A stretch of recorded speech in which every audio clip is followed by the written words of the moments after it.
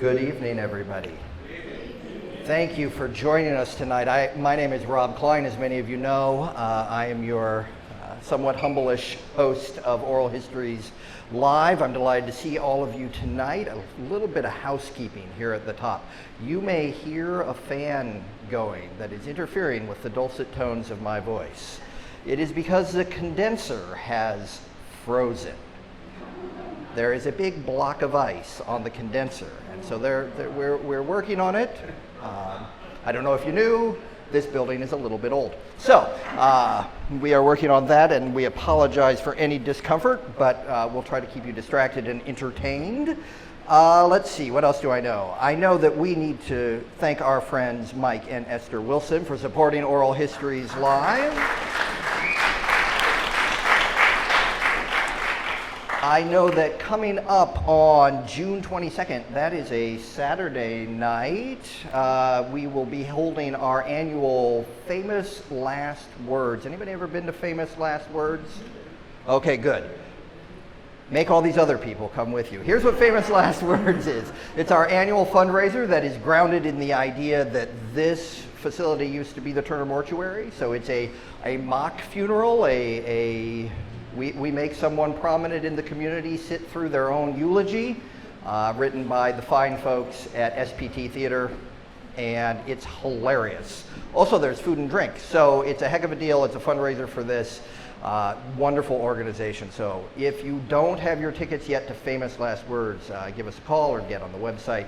Join us on the 22nd of June. Also, this summer is the first summer that the History Center is offering summer camps for kids in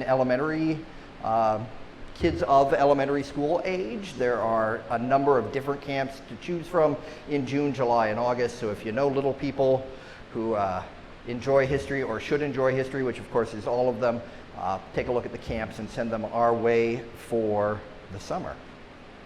Jason, is that all the housekeeping? Jason says I've done a good job. So my work here, no, my work is not quite done here tonight. Now, those of you who are regular attendees of Oral History Live, first, I thank you. And secondly, I know that you have already noticed that I am sitting on the wrong side tonight. Apparently, Anne needed to sit on that side. And frankly, everything seems wrong from over here. So anything that goes wrong, I'm blaming on the fact that I am sitting on this side. So bear with me if you would. Okay, let's get started. So in my family, one of our favorite games while my three children were growing up, was this.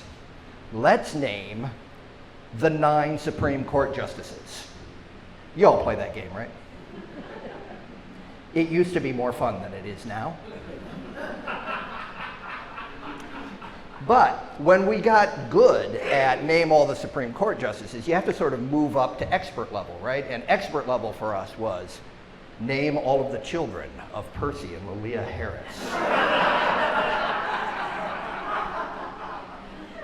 I have successfully done it once, I think, because of course there's no one to check me, except for Anne. And so one of the things that we will ask Anne to do tonight is to name all of her siblings, and we will ask her to rank order them by how much she likes them. Only one of them is here tonight. There she is. And so Sarah will be ranking number 1. All right. So my friend, Ann Harris Carter, is, of course, a member of the prominent Cedar Rapids and Lynn County family, the Harris family, again, the aforementioned Percy and Lillia Harris, who have been so important to this community. The entire family has been important to this community and has done wonderful things, not only here, but across the country. And I thought we would start, Ann, if it's okay with you, with giving you a chance to talk about your folks in sort of a free-form way. We know, I'm sure many of you know, some of the cornerstone stories of the Harris story, but I thought I'd let you talk about your parents in your own words. All right, thanks, Rob. So, and again, first things first and maybe second things next. I'm really pleased to acknowledge Sarah for being here. And full disclosure, I would say this in front of all my siblings. I don't rank them, but truly, Sarah and I, at least I say, are the closest in the family. We're probably the most dislike, and I'll just leave it at that, but sometimes, opposites attract. And it is quite easy for me to recite the names of my siblings in birth order, so we'll save that for later. Okay, it'll be our party trick toward the end. And finally, just a pleasure to sit up here with you and Jason and Jenny. Thank you for this opportunity, and for all of you who are present. Freeform, my number one strength. Well, we shall see, won't we? So I was born and raised here. Actually, my parents and older siblings moved into the home where we now live just a few months before I was born. So that's kind of special for me. And I ended up went to Erskine, well, St. Paul's preschool, and Erskine and Franklin and Wash, and then left and was away for 30 years. And now that I'm back, you know, as you asked me to speak about our parents, one of the things is that I have a whole new perspective since I've moved back to this community. And it is very much one of those stories where I never expected to move back to my hometown, but here I am. And so when I think about my parents, you know, there's a little bit of history in terms of their efforts to buy the land where our home is now. And so I certainly grew up with the knowledge that some of our neighbors were a little bit more neighborly than others. And moving back now, thinking about how that has influenced how I view my life, my endeavors, more specifically my views about race relations, or lack thereof sometimes, and equity. And so those are all things that our parents instilled in us. But even beyond that, and knowing that the difficulties they faced throughout their youth, and when Dad was in med school, and maybe we'll get into a little bit more about the early years of their marriage, they really modeled what it means just to live. Just live, do what you can do. And yeah, there may be people who aren't necessarily supporting you or cheering you on, but that's not what it's about. It's doing what you can do and about giving back based on what you have been gifted with, if you will. And so that idea of certainly education was very much a priority, a value for us as a family, and giving back to the community, and then just love. And you know, there's that cliche, it takes a village, and we lived that, and in fact we still do, as I think about our generations and the next two generations that are coming up. So I guess that's what comes to mind initially, just those values. Shall I continue? I can riff a little bit more. Well, let's do this. You mentioned the house. The house inside the family. Here's a little insider information. They call the house 3626. The first time I heard them do that was at a big gathering where all of them were together, and you going back to 3626? Everybody going back to 3626? And I was like, do the Harrises speak in code? What if I said, the pigeon flies at midnight? But it turns out that that is the address on Beaver Avenue, 3626. And I had the great honor to be back in the house the other day, and we were looking out the front window at a driveway, a sort of a double driveway that's across the street that has a curb running right down the middle. And you told a both wonderful and sad story about that driveway, and I'm going to let you tell it again.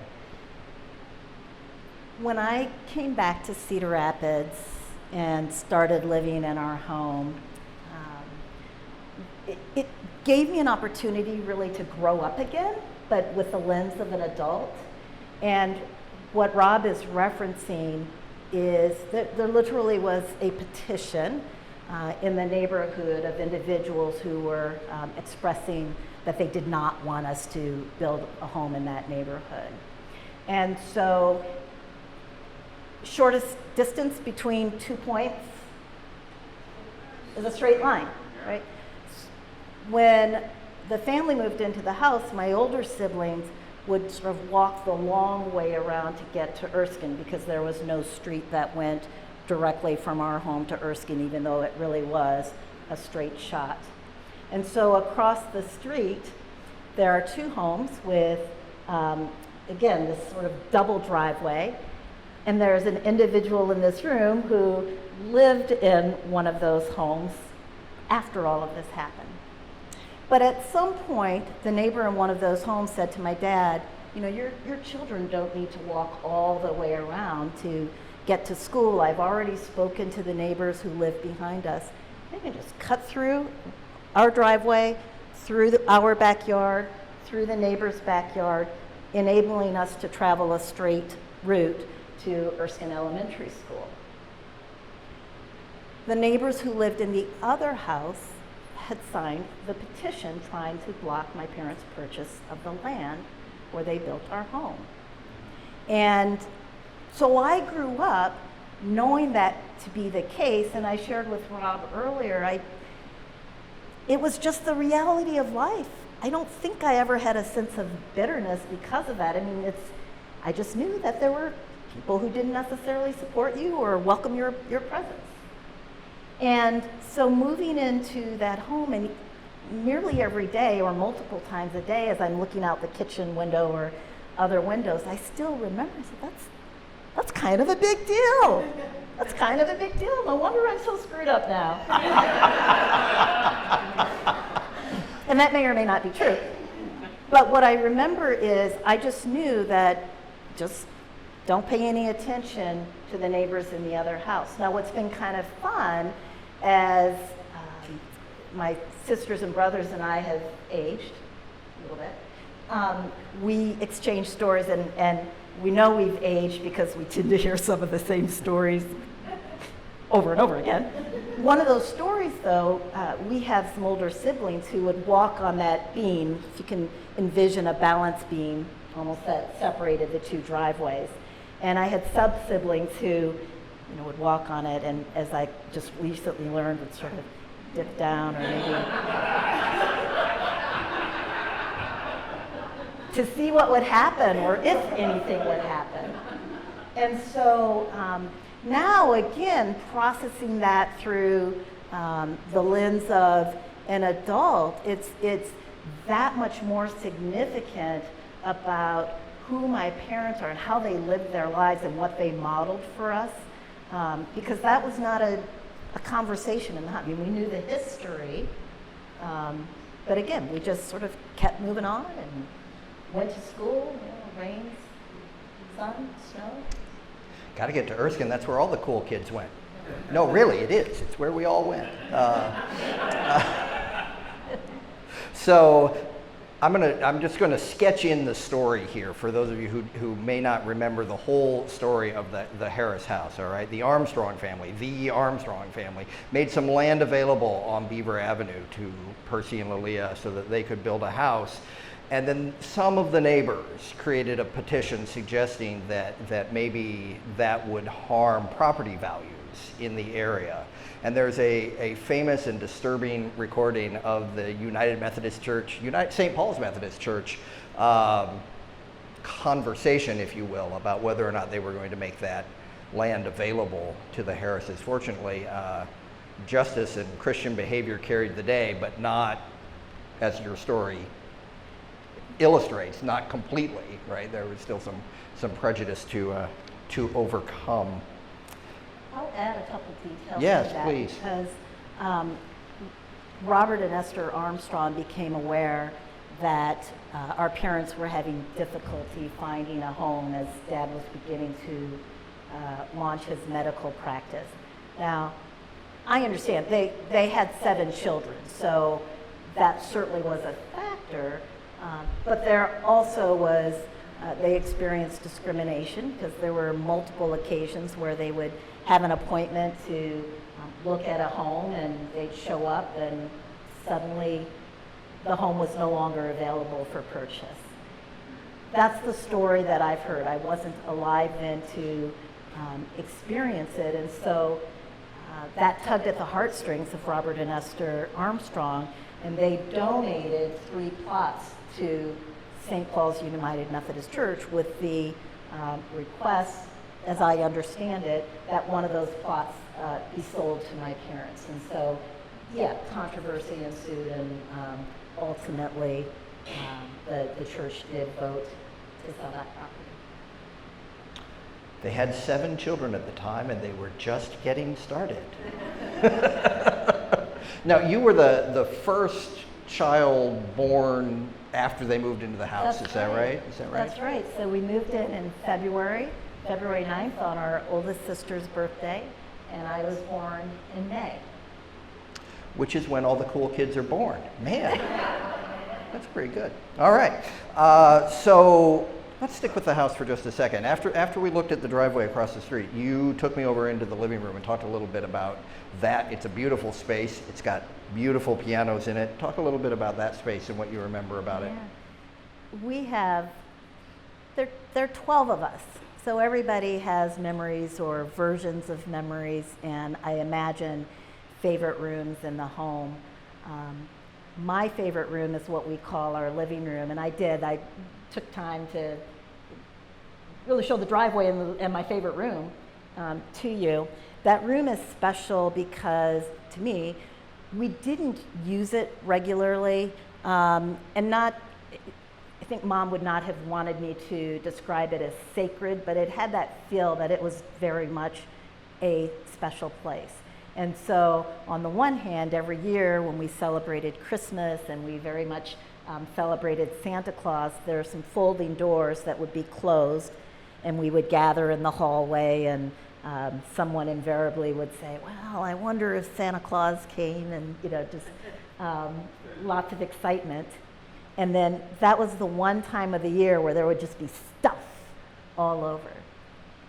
The rest of the year, though, a very quiet room, lots of windows, and my mother's piano, my mother's Steinway piano.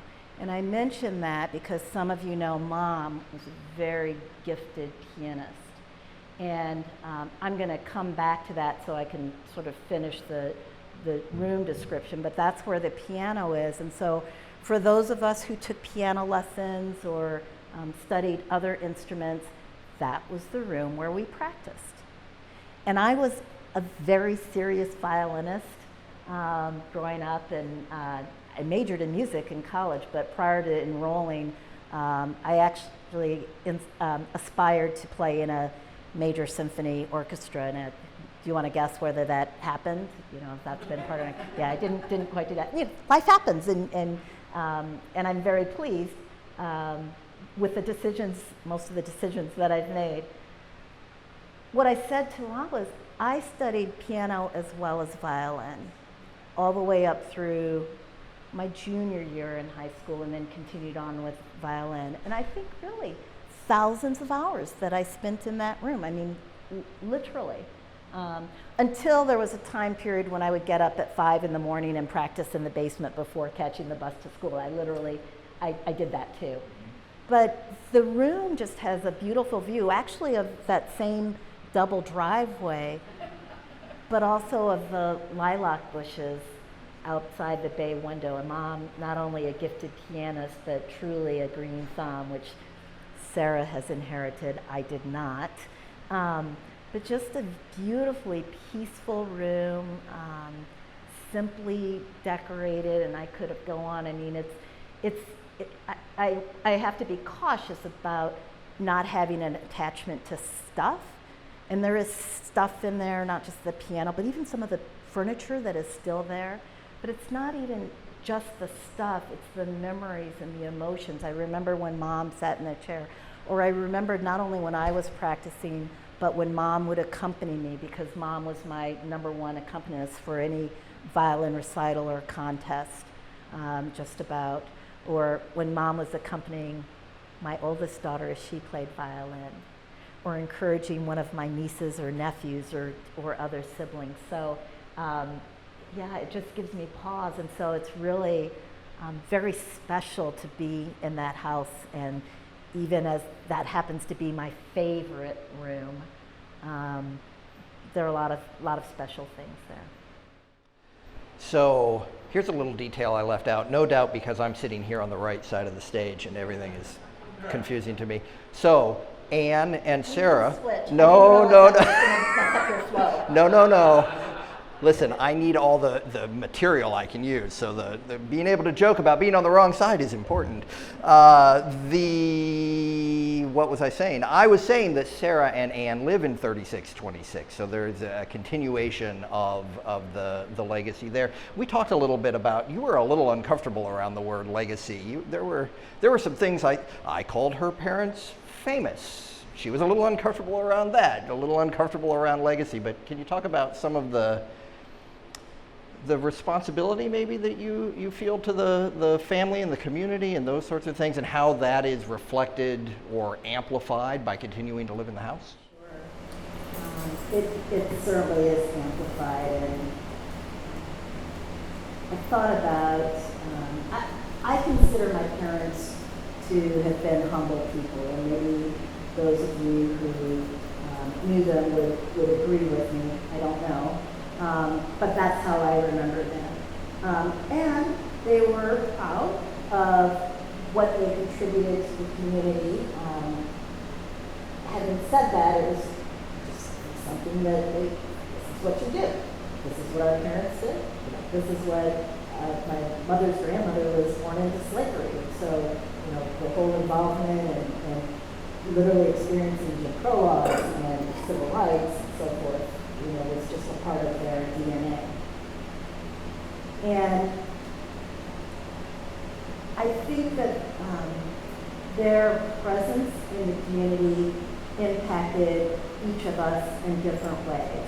I think by the time I came along and knowing about the history of the house, if I am honest with myself, I'm realizing after the fact that impacted just what it means to excel in Nashville, and even what I like to refer to as a recovered perfectionist type of personality.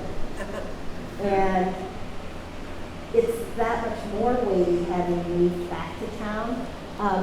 It's kind of fun. I've been here almost 7 years, and I have to tell you, in the beginning, not a week would go by, or certainly not a month, where someone would sort of cock their head and say, "Are you a Harris?" And the odds are pretty good. I know, there are 12 of us, so I get it. But 7 years later, that still happens. And I have to tell you, I can kind of think about, I'm not going to really want to screw up the family.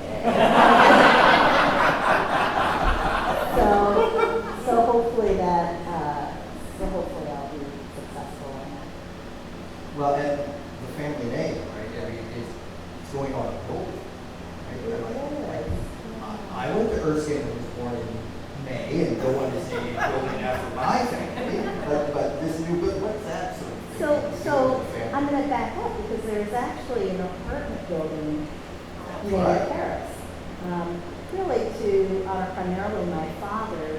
And the fun story for me about that is my granddaughter was visiting a couple of years, maybe it was just a year ago. She was 7 at the time.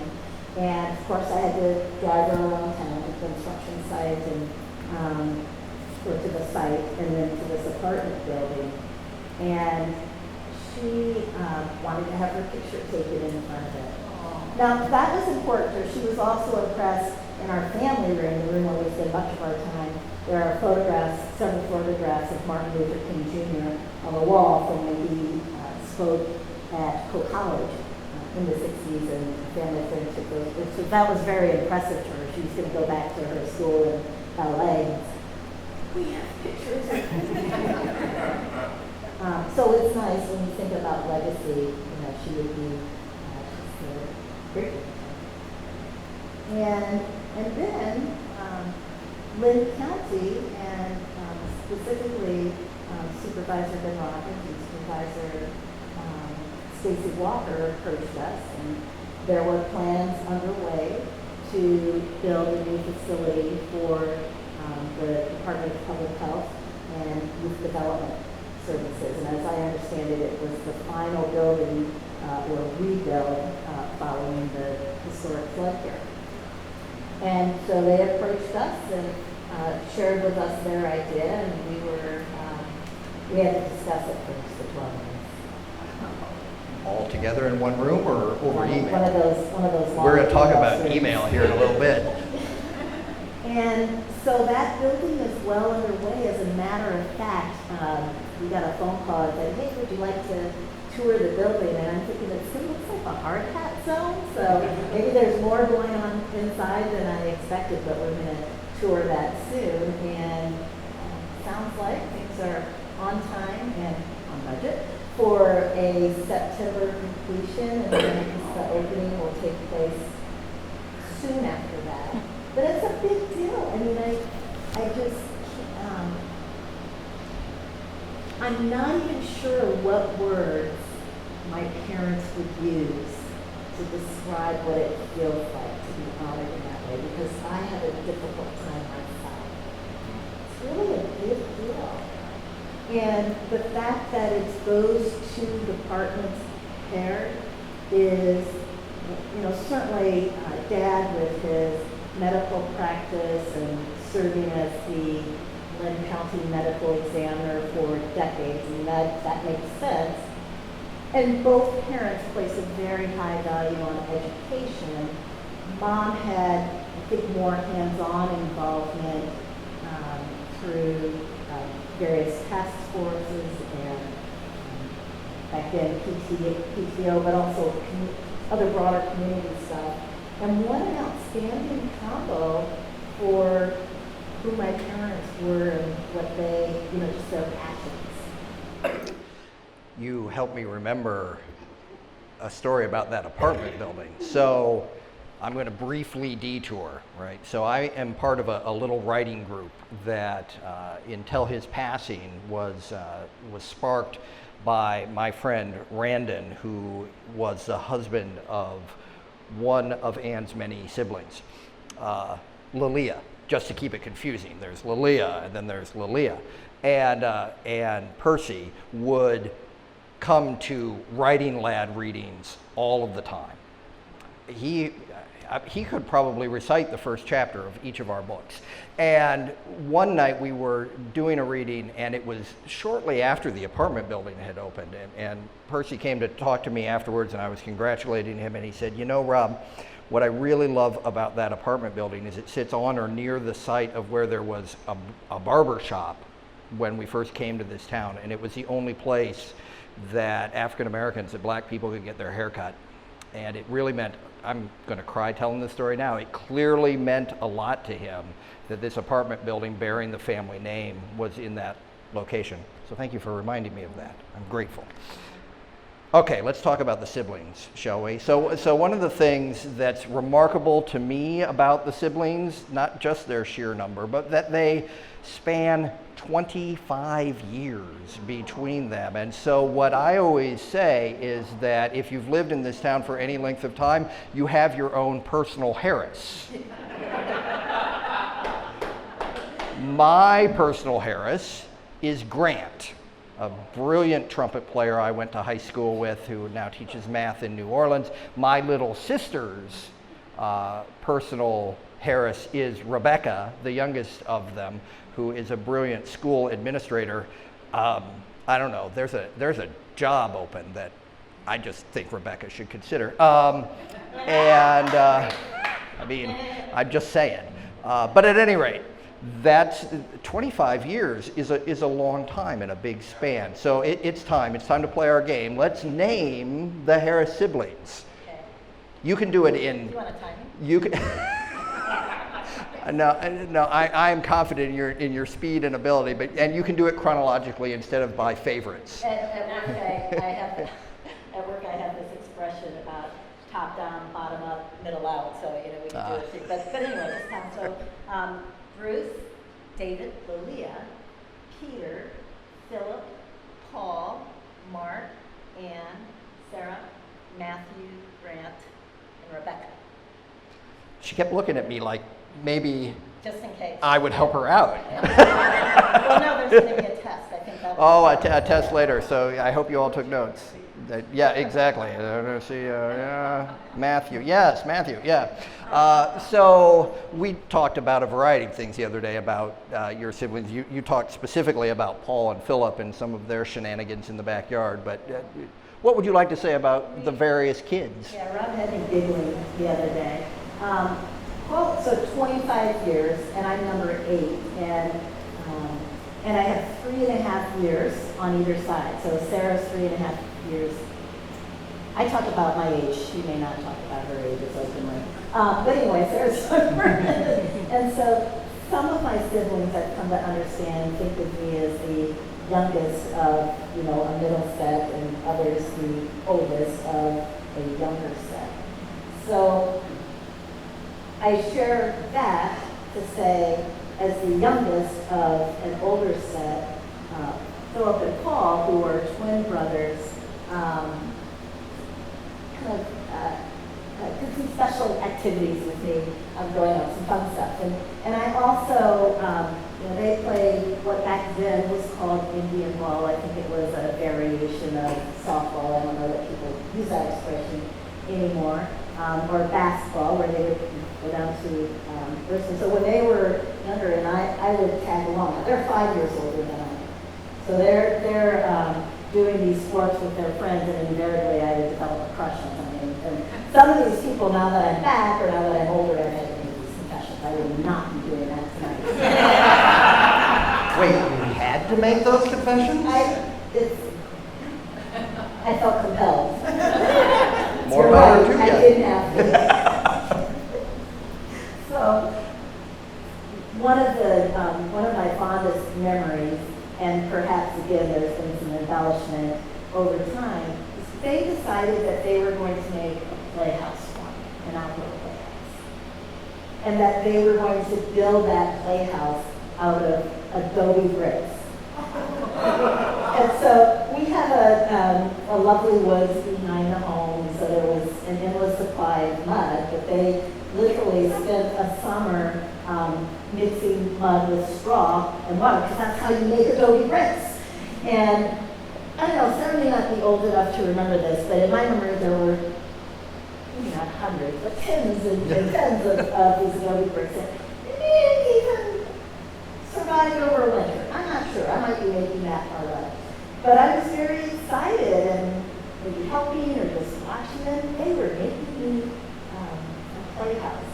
And at some point, that idea, we said, no, we're just not going to do this. And I usually see where I think, I don't remember what prompted that decision not to move forward with the playhouse. But what I don't remember, I also don't remember having any feelings of sadness with that. What sticks out for me is that once that decision was made, something had to be done with the adobe bricks. We didn't have yardies back then. So for whatever reason, they decided they're just going to start chucking these adobe bricks. And so that is one really fond memory of it. I think the other thing that I mentioned about Paul and Philip with this was kind of a steep hill issue for that is in the wintertime, they would make a sledding path. And again, it seems that they were inspired by bobsleds, from the Olympics, because they would be, take a lot of care to sort of bank it up, and there was a tricky turn, or there was a tree, and if you weren't careful, you go. And so again, time sort of causes embellishment with memories of things like that. And then, I don't know, they played basketball. We had a nice space, sort of a version of a basketball court in the backyard. And then there was the indoor stuff, which I may not have mentioned. No, you Now, this didn't. I did, throwing things. Wait, indoors and throwing things? No. I'm intrigued. Kind of. In the basement, Sarah's going to do a timeout if I tell a story that maybe is not appropriate for the public, but I think so far I'm okay. I don't think that Sarah is the judge of what is appropriate. I'm just saying. We do have different filters, that's true. Sarah has a filter? Come on now. Oh, she's right there. I was just thinking about that. So, two things that we did in the basement. We had, or they had this large building block set, so wooden blocks that they would be safe because they would cause splinters or something. I'm sure they would be on the market. But anyway, huge. And they were into the weather. And the basement is where you go when the weather turns a little scary, right? Meaning tornadoes. And we had this big fan that was louder than these fans. And so we would play tornado. So we turn on the fan, and the younger ones would find a place for shelter. And I think they threw things. I don't know. I just remember that a little bit. I mean, not the way they don't be crazy. well, a tornado, things have to fly around. I'm interested in the transition from tornado to now the quiet cafe. That's stupid. That would be the influence of the next generation. So now this is the danger of opening up your home to people. But Mom and Dad set that example for us. And so we have one niece in particular who really just enjoys the home. I mean, it's just, she made it clear she has no interest in moving up here from New Orleans. But when she is there, she's taking signs around various stores and such, and maybe encouragement from one aunt in particular, perhaps. But this last Christmas, what they decided to do was take some Christmas lights and take them along the wall leading to the basement, along the stairs, and then continuing around to a space in the basement where there's some couches and such, and then the sign that went on the door at the top of the steps was Quiet Cafe. And so I think I'm going to attribute that to a next generation mindset, Fair enough. It's interesting, and we've been talking about it a lot, the way that buildings and artifacts and the things that are part of our daily lives become so ingrained in our memory. So one of the things that you're immediately struck by when you walk into the Harris home is the table, which I'm here to tell you, some of you know I work at Hancher Auditorium down at the University of Iowa. The Harris table is longer than the Hancher conference room.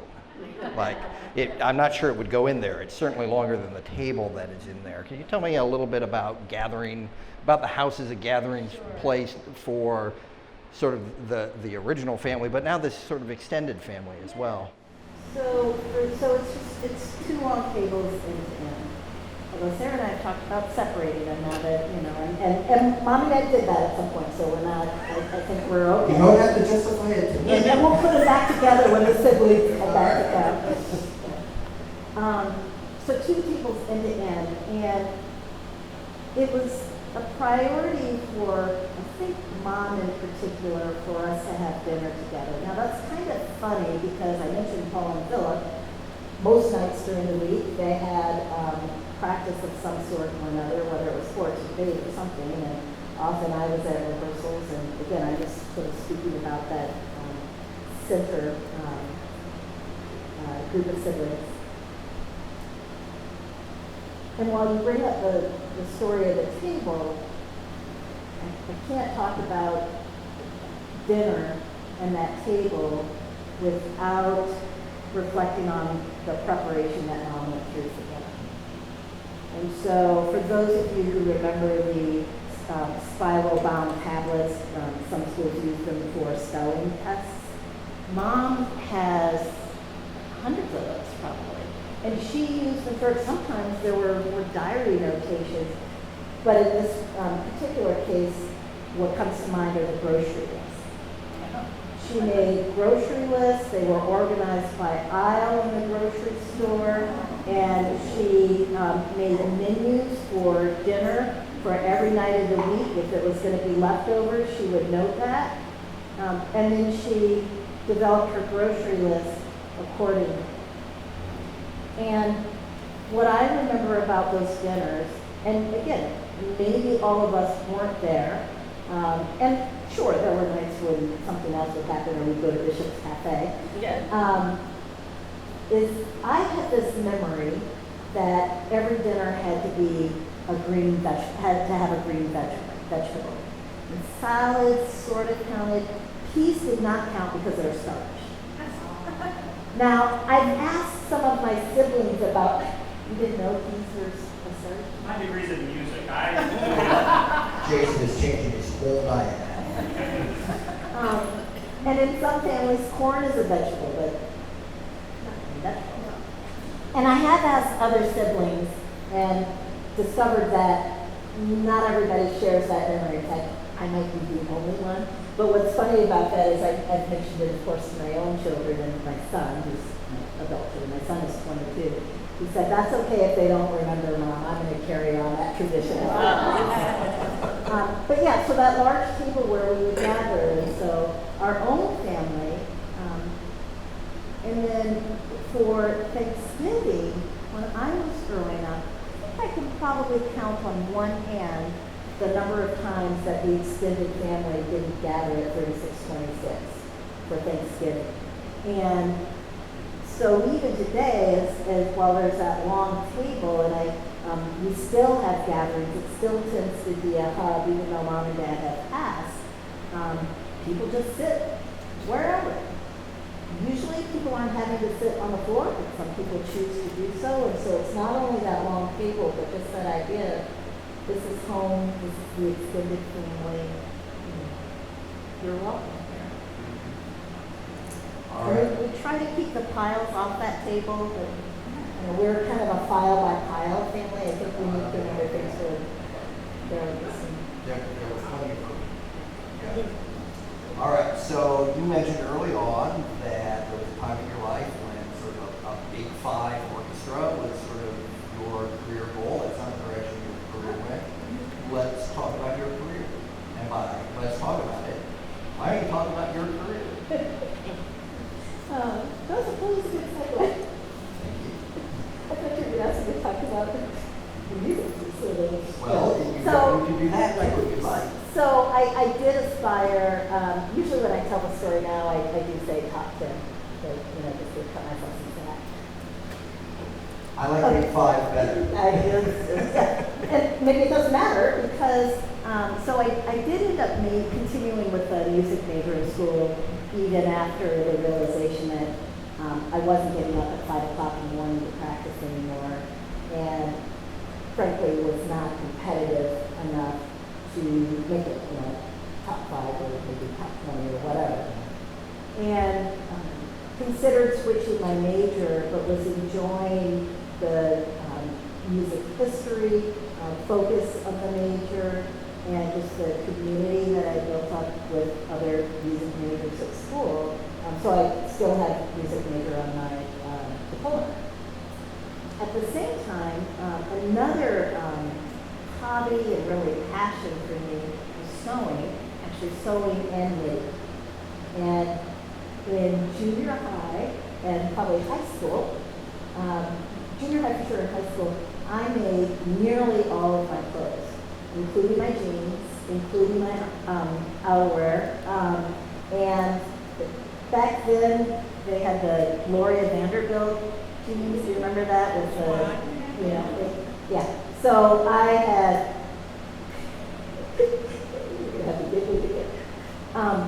my signature was A-H-H, and a little, squiggly. So, so I made a few pairs of pants with that as well. And so sewing and then knitting, and those interests continued when I went to college and had some really special opportunities because of that interest. But I'll fast forward as I was considering careers. A close friend in school said, there are department stores that have training programs for buyers. You should check into that. And so ultimately, I started work with an operating division of the former May department stores that was headquartered when this division was headquartered in Hartford, Connecticut. Went through a training program and ultimately became a buyer and had various experiences working in the stores, advertising, finance, and then ultimately got into diversity work because of my career, not just with that particular operating division, but several others.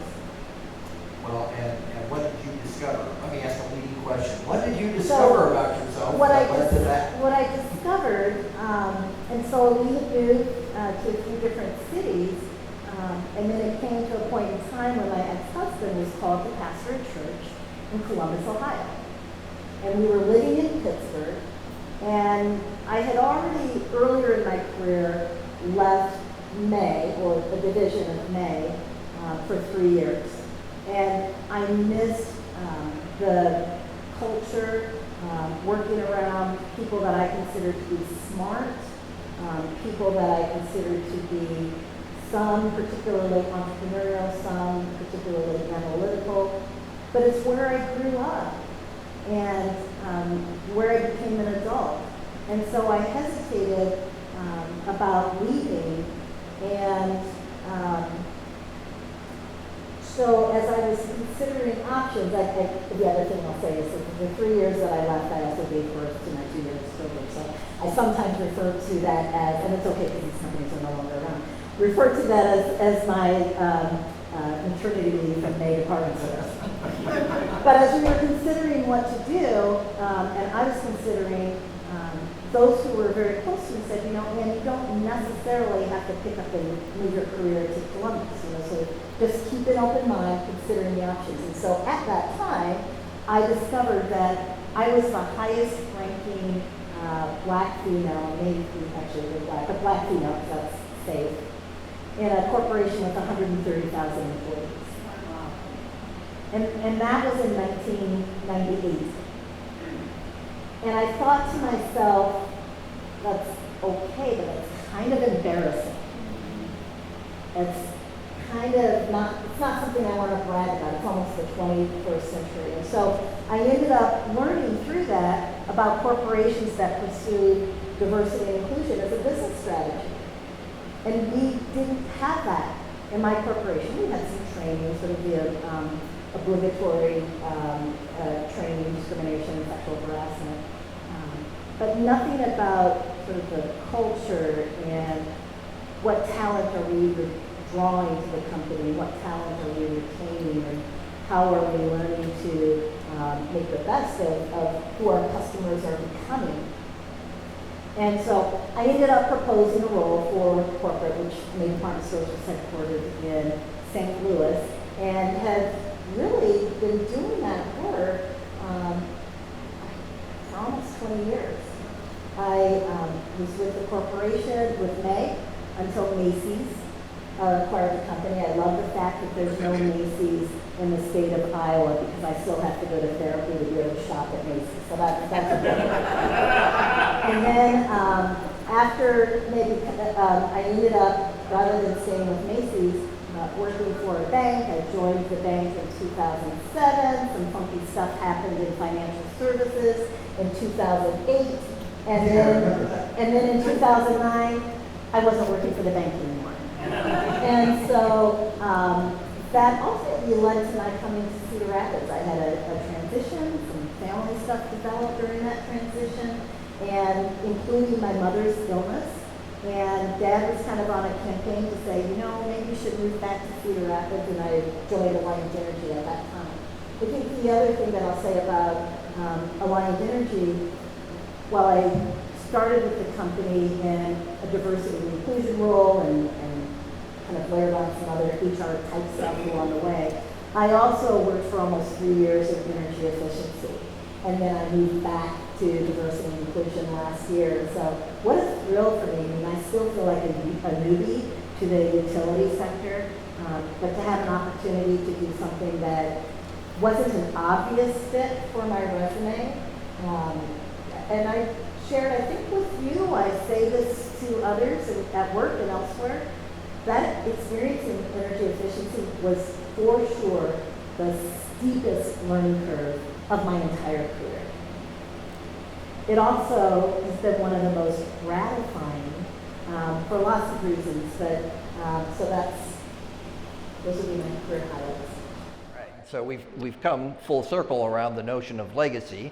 Diversity and inclusion work rhymes with the roles your parents played in this community. Did you say rhymes? I did. I'm not hearing the rhyme yet, well, we'll get there. it's a locution I picked up from a former employer of mine. Yes, it rhymes with the notion of the civil rights work and the forward thinking and the barriers broken. Can you talk a little bit about how the work you do now and how you look at this community now connects to the history of your family?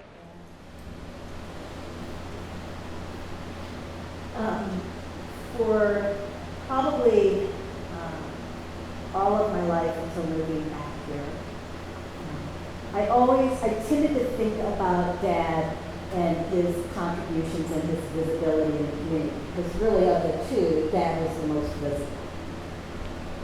And I tended to think of my mom not only in terms of raising 12 children and how that made me think about being a mother to 3, but also being the person who nurtured music in me and who supported me. And again, just one of those things, you just do it. Mom always spent, here she was just managing a household. I spent thousands of hours in the living room. Mom was so much in the car for so many hours just taking us places. And so that's what I think about. How she made it possible. She worked through the logistics for us to do that. And I knew that Mom was a commissioner for the Civil Rights Commission. And I knew that she was involved in the schools.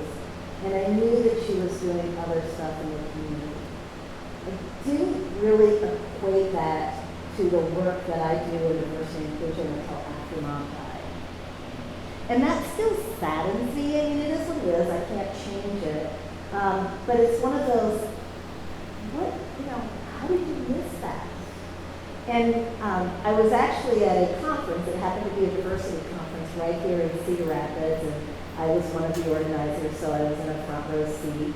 And at the end of the presentation, the keynote talked about having immigrated here from Vietnam and just really a heartbreak story that ended in part of what it's like, remembering coming through the airport and people spitting at them and just saying things and we didn't understand what. And fast forward to his mother having died by suicide. And that was what inspired him, to do this work and to help make this world a better place and to connect people across their differences. And when he talked about his mother's story, I'm thinking about my mom and just buckets of tears, and these were snotty-nosed tears. And I'm sitting in the front row, and I didn't have a tissue, didn't think I should use the cloth napkins from the but to think about how much Mom influenced what I do in maybe a quiet way. And then reflecting back, and she did tell me this story about when she grew up. So, so that's the way that I've processed that or thought about that. And then when we look at the next generation, and this would be true for my nieces and nephews today, I'll just focus on my 3 adult children. So my oldest, who has her PhD in social psychology, and her focus is on race-based bias and stereotypes. And she does broader work along the lines of diversity, equity, and inclusion. But clearly, I can see sort of an iteration of what our iteration of the generations. Wow, that's better than it rhymes with, yeah. And then I like that. I'll steal that too. And then my next child, also a daughter, who is in law school, and her passion is social justice, racial justice. When Trayvon Martin was killed in Florida several years ago, and there were protests and people blocking highways and such, and she was in school at University of Miami down in Coral Gables, Florida. I'm looking at Facebook, and there was a picture of I-95 near Miami, and I called my daughter and I said, "So I don't suppose you were on I-95 last night?" "Oh yeah, sure, Mom." And so she also is now has had the experience last summer and now this summer of working in large law firms and is realizing that there are multiple ways to bring about equity and so forth. And then my youngest, my son, is 22, and I refer to him as sort of finding his voice a little bit later in life. And part of the reason is took him, the whole family, all 5 of us, dad, mom, 3 children, to his 2-year checkup. And you know, the only concern that I have is that he's not really talking. Really not talking at all. And so she'd ask some questions, and his older sister would respond, and then another one, and the other sister would respond, and that went on after a few questions, and the doctor said, well, clearly he has no reason.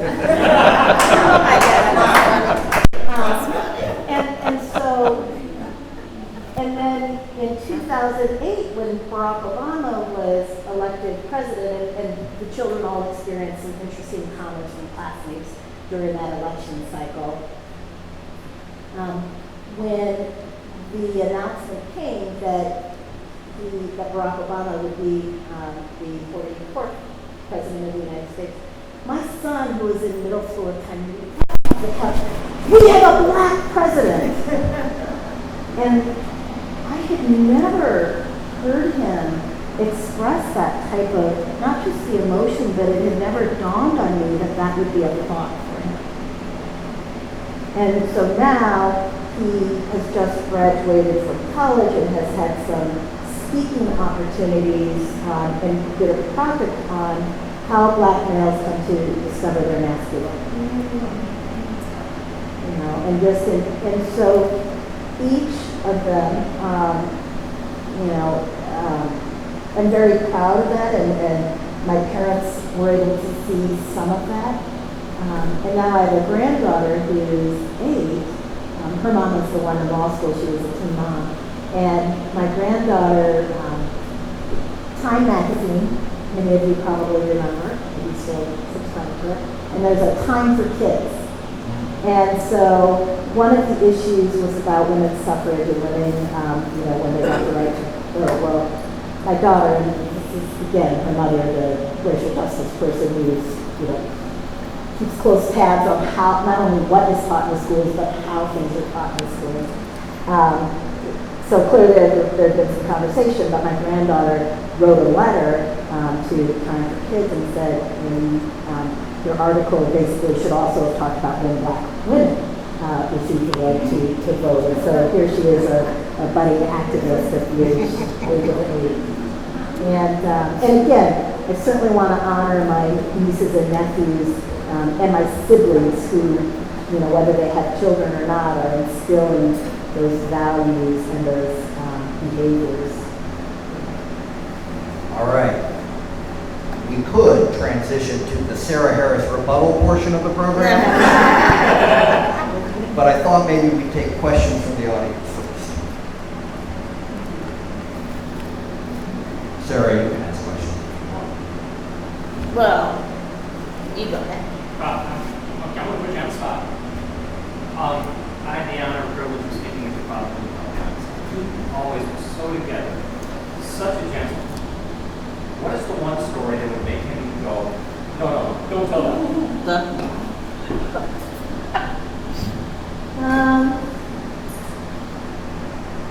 You can get help from Sarah. I was going to say you might as well tell it, because Sarah will if you won't. And let me say this.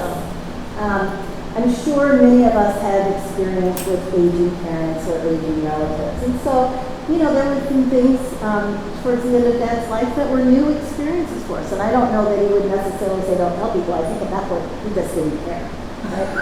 And it's true. It's kind of funny, and we do have some things that we maybe laugh about amongst ourselves. But I think there might, and I don't know this story well enough for myself, but I think there are some instances where Dad may have made a judgment in a scenario, in a situation, that ended up not being an accurate judgment. Right. But I'm only aware of it because he went back and apologized. Yeah.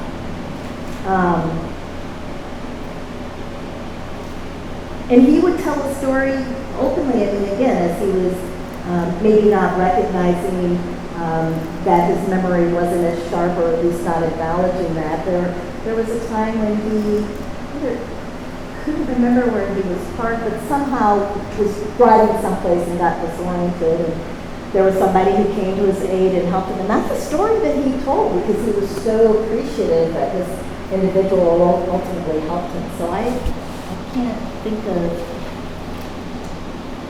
yeah. That's a, sorry, not a gotcha. Now, Jason, what will happen, and because Sarah lives with me, I tend to think about and sort of maybe obsess about questions for which I don't have an immediate response, and so I'm going to call you or call Leslie or something tomorrow. Something personal. No, thank you for asking the question. I was going to say the thing about the letter that Becca wrote about the Dalles, because Savannah wrote the letter. You'll have to tell her. Because I'm drawing. Becca writing the note about the Dalles of color to the. Oh, sure.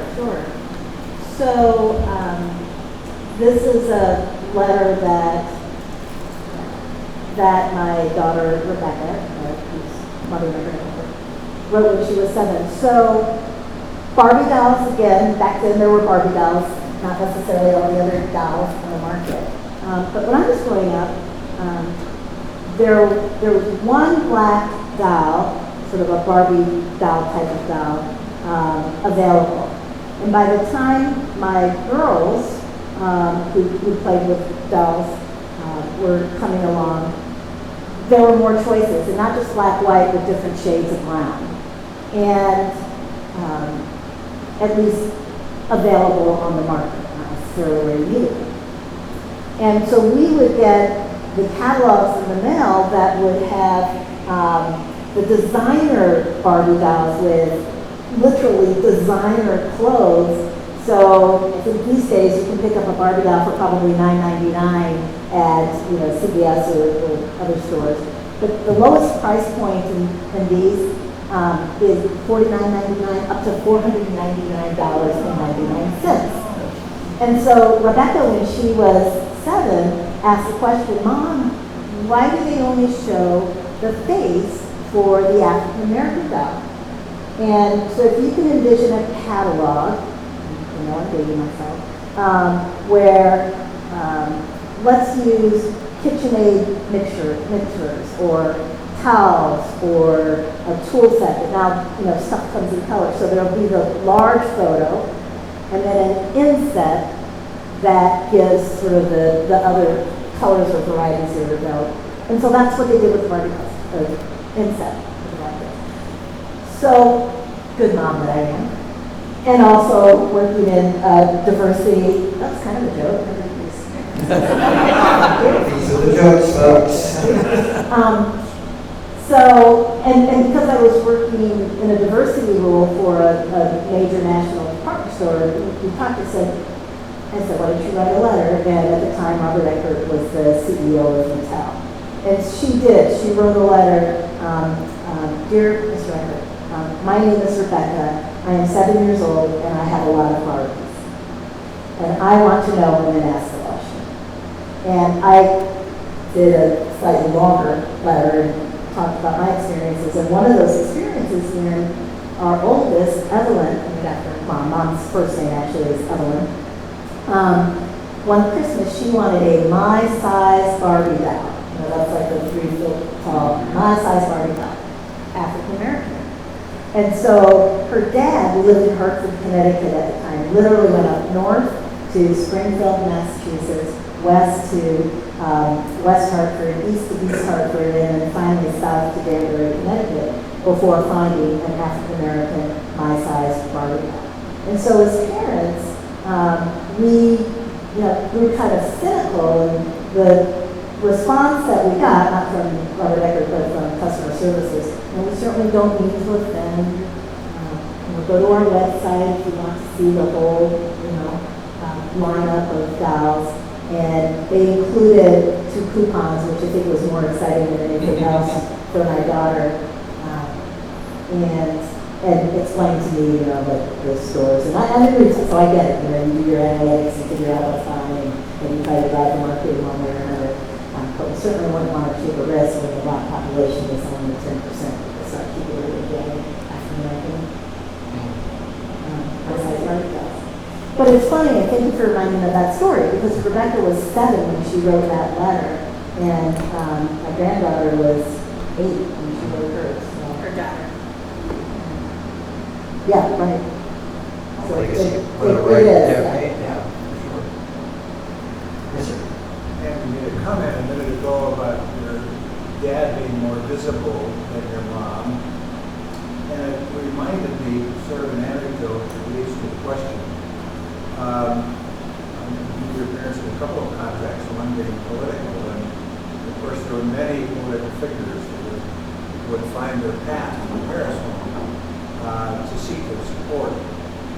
And they were always known as very thoughtful folks in the room.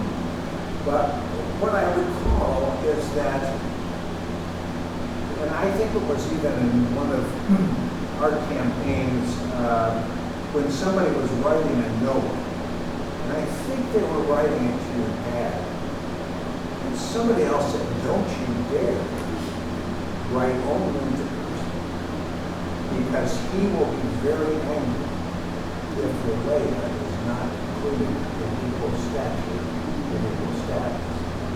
And I think about that a lot in terms of that sensitivity between the two of them. And does that trigger any thoughts that you may have about his assurance that she never played second fiddle?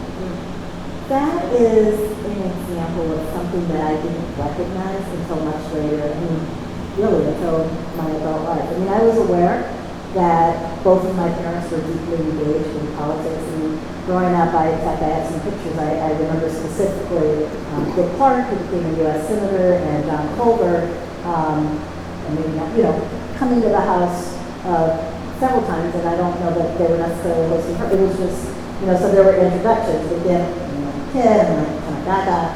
So I didn't really think about the real weight of why they were there and what they were discussing. So I'm going to go so where your comments took me in a slightly different direction, which is there's some two things. In more recent campaigns, I'll refer again to Barack Obama during that first campaign, there's a picture of her almost like with her finger, face to face at an event.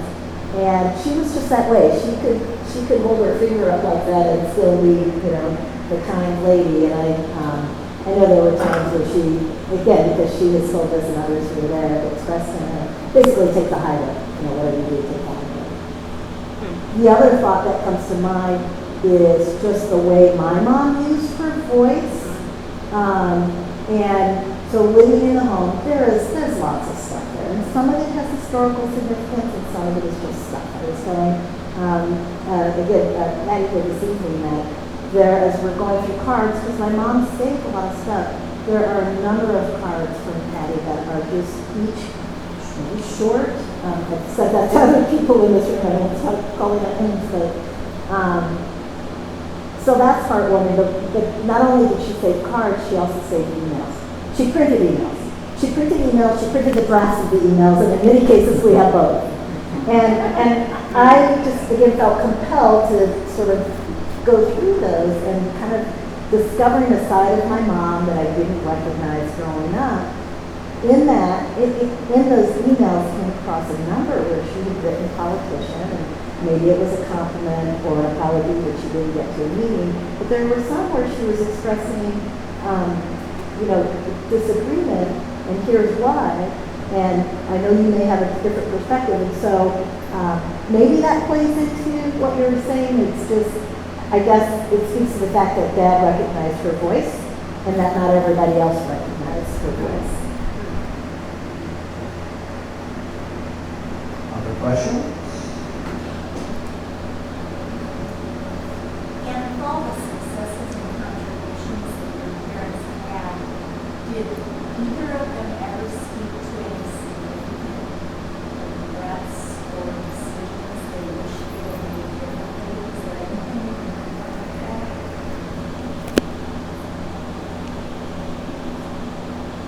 significant regrets. You know, if there were, they were probably more on a just personal, individual, and I'm not privy to that. You know, I think there are some scenarios where I could see,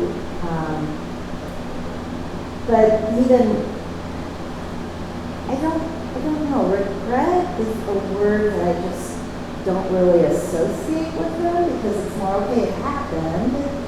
Can't change that it happened. So what does that mean as I move forward? And I'm going to look to Sarah again to see if there's anything That they in would terms say of regrets. Yeah. that mom and dad. That they were not able to reconcile. So, yeah.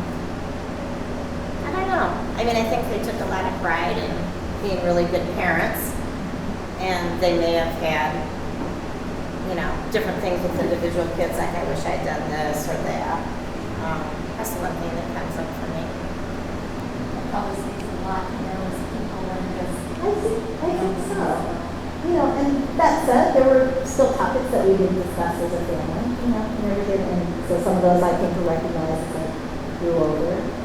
So I don't want to paint a picture that we talk openly about everything, but as I'm piecing together the stories, I think when you encounter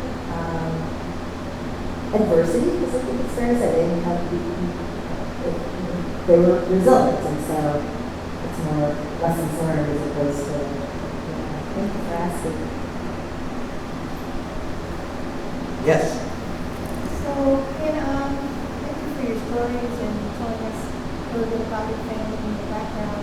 And being that I'm not from the Cedar Rapids area, I may not be too familiar, but were there other Black families that may have been experiencing similar things that you all went through? Because I know that your dad was a doctor, and maybe some other Black families in the community have had different experiences. Can you speak to a little bit about what that community was like? Thanks for asking. So, Dad is known as the first Black doctor at Cedar Rapids. When we were growing up, there were three doctors and a chemist who supported the doctors. So four Black families. At the time, those were the families that we tended to socialize with, so there wasn't a large community, and I'm not sure there may have been other professionals. Yeah, so Dr. Grant, yeah. Oh, yeah, the Mom grants, Lawrence, those were, yeah. she's including those. Yeah.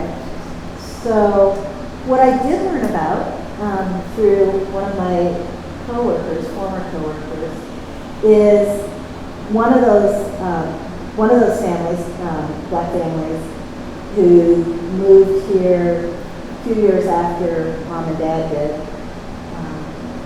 moved into a neighborhood around the same time that we were moving in or building our home. And they were on the northeast side of town. Now, the individual who told the story is white, and so he was talking about when this Black family was moving into the neighborhood, that there were some kind of bad actors and neighbors who picked up and moved in a very vocal way, and how his parents said, no, we're not behaving that way. We're going to go across the street. We're going to introduce ourselves. And so that really opened it just shed a whole new light on things, because it was almost the other side of the story that I really hadn't considered, and also being back in town, yet another side of the story is talking to my contemporaries about, how they remember that and what their parents were talking about at the dinner table. So I know there were other situations, but very small numbers. And I think none that were quite as controversial as what took place because of the whole church. So maybe we might close with this. It's a good segue to what I'd like to ask, and that is this. So your family, in a certain sense in this community, is a symbol, right, of how to encourage this community and all of us as individuals to to be our best selves. When you look around Cedar Rapids and Wayne County now, as a member of the Harris family, as a professional in diversity and inclusion, what's one thing or two things that you think we could be doing better right now to make this community more inclusive? Boy, I wish there were an overnight fix to that. And I've said to some and to you, we need to be better and we can be better. And I think particularly, so when I moved back, I moved back 7 years ago and just recognized two things. One is that I had a lot of privilege growing up. And I have to make it clear, I don't mean that so much in the economic sense, and wealth. I mean that in the sense of having two parents who encouraged us and did whatever they could for us to experience just about anything that we wanted. And the other is just the socioeconomic disparities and just the inequity in our community that, gosh, I'm sure that existed when I was growing up. And it was not at all on my radar. I mean, I don't think I could say, and probably statistically it wasn't as pronounced then in the 60s and 70s as it is now. But I just have this feeling we need to be better, we must be better. And a lot of that is, I heard somebody say, it's how do we work together, because sometimes the mindset and the well-meaning mindset is we need to help somebody. And help is fine, but sometimes it's temporary. So what does it really mean to link arms? Right. And I know that sounds kumbaya-ish, if you'll allow me to use that expression. But really, what does it mean to love your neighbor? As a matter of fact, St. Paul's United Methodist Church recognized my parents with an annual award. It's called the Dr. Percy and Leah Harris was my neighbor. What does it mean to be a neighbor? What does it mean to love somebody? As I go back and read my mom's emails, there was another one that was a church group, and somebody was being critical of somebody who was saying things that were not in line with Catholic teachings.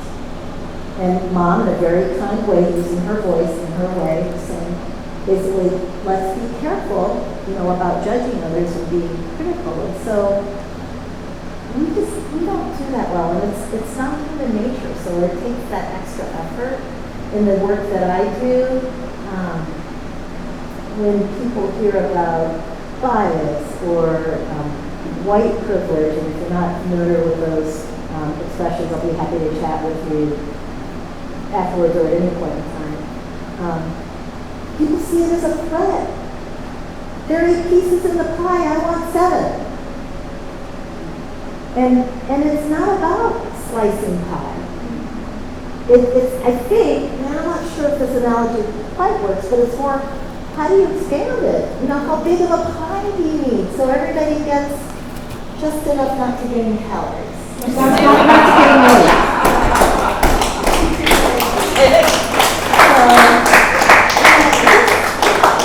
Just being better and really starting, and if we already have that mindset of how we link arms, then how do we use our voice? And we have to be shouting from, the top of whatever, the top of the Alliant Energy tower.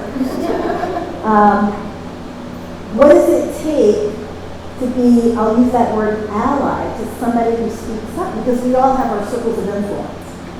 So how do you whisper or speak loudly to somebody who's not pulling their weight and say, hey, this is what we need to do? So, yeah, it's working together. And I know there's an element of helping, but seeing that when one person's better, we're all better. All right. On that inspiring note, would you help me thank Ann Harris Carter?